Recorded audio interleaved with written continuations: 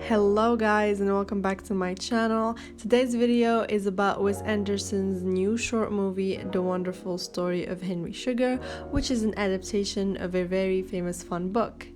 Today I want to be discussing the set design, the visual style and architecture of this movie since everything about Wes Anderson is visual.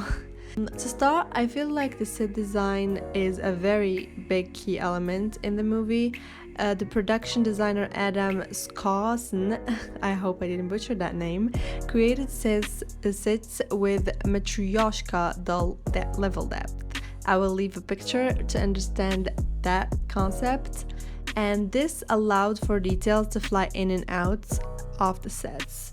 The sets have the texture of like intricate 3D pop-out cards, and they're consciously artificial as they're playful. So the result is an environment that is a delight and gives a chance to build little jungles and circuses and hospital inside the theatrical frame of Dell's imagination. The camera and production design are co-conspirators in making direct address compelling in the short film, now streaming on Netflix. For the visual style, I know and we all know that Wes Anderson's style is well known for its symmetry, pastel colors, and attention to detail. In this movie, I feel like it fits perfectly into the Anderson's other collaboration with Stockhausen and Robert Yeoman, the cinematographer.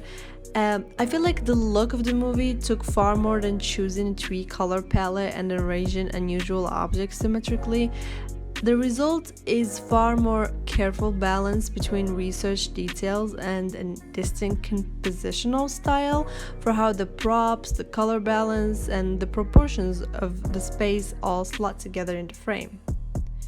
Now, let's discuss an element that I'm particularly interested in when it comes to movies, and that is architecture.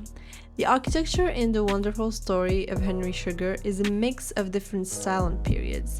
The movie's setting in time is rather more nebulous, and it is Wes Anderson's period, obviously.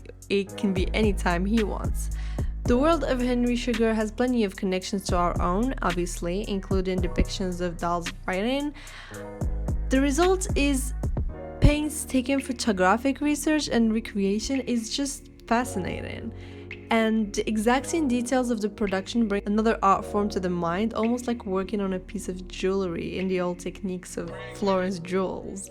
The set design is a key element in any Wes Anderson movie, as I said, from the little box tricks to the different scale props, and that just gives the space a very unique identity, and I feel like anywhere it's shot is a nice place to be in. They make you feel like you want to be with them, which I feel like relates so much to the work of a designer or an architect. And this is the exact reason why everybody in architecture domain loves Wes Anderson movies, because they just feel like they can be in that space and they understand it more than any other movie. For the color, I feel like it's an essential element of Wes Anderson's visual style, obviously, and this movie has a controlled, almost Kodachrome vision of the world, but it's not consistent though.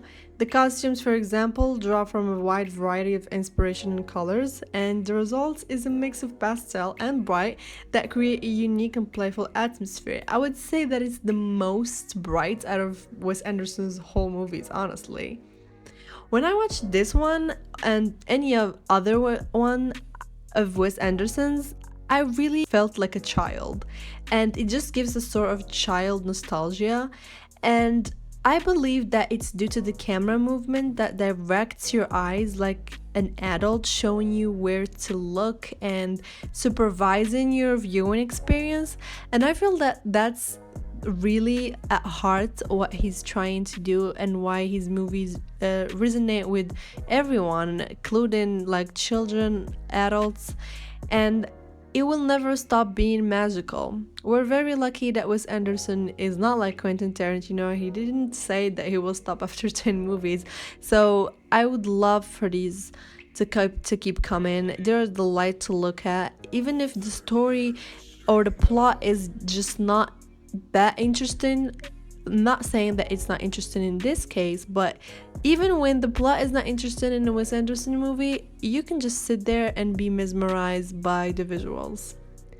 So thank you so much for watching. Give this movie a watch, and I'm gonna see you in my next video. Bye!